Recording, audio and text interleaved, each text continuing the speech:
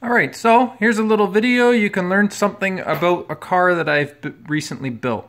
Okay, this here is what they call in Mark I Jetta. Okay, I'm into Volkswagens, and anyways, this is my probably third or fourth one of this style of car that I've owned. Okay, this one is very unique because, well, if you look at it, it doesn't look that special.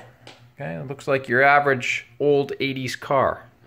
Okay, and one of the giveaways is that when you look inside, these seats actually say airbag on it.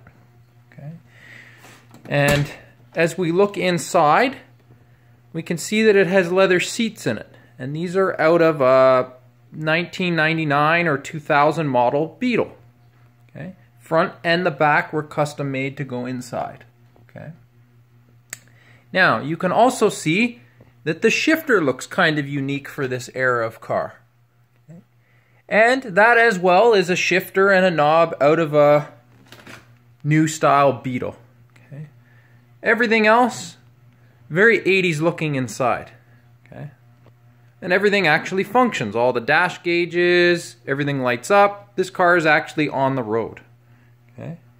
Now, from outside you can see that the wheels are pretty 80s looking. Okay, 80s mud flaps. Okay, the whole rest of the car is untouched. Okay, 1980s style. Okay, even down to the 80s fog lights that are underneath. Okay. Now, where things do change, okay, is under the hood.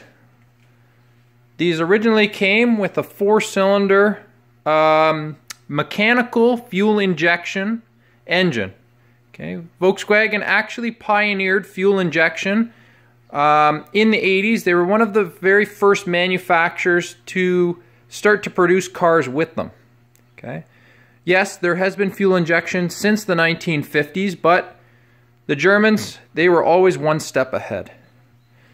Now, if I can get this open, okay, I'll keep you up top to not spoil the secret. Okay.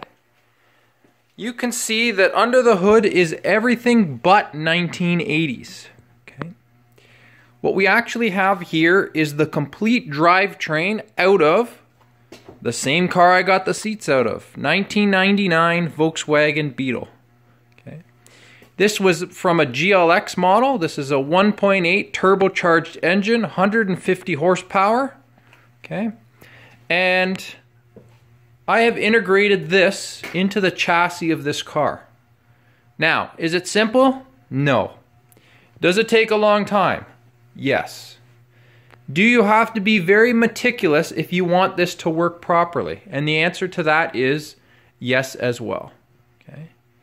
This is not something that you throw in over the weekend and expect to run. Okay. You have to deal with fuel system. You have to deal with the cooling system. Okay. You have to deal with the air intake system. You can see there's a great big intercooler down in the front here. Okay. And lastly, almost the one part of a project that always kills people's enthusiasm is the electrical side of it. Okay. Now, I did this kind of simple, or not really simple, but a different way than most people did it, is that I kept this engine standalone from the chassis of this car. So what does that mean? Well, I have my engine ECU here. I have a switched fuse block which runs most of the sensors and some of the wiring that is supplied to the ECM. Okay. I have a master fuse block which I made here. Okay. And that's pretty much it. Okay.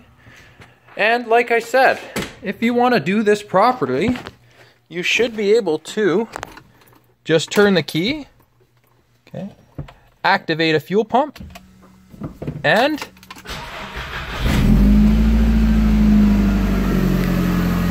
you should have a nice running modern day engine in your very old chassis. Enjoy.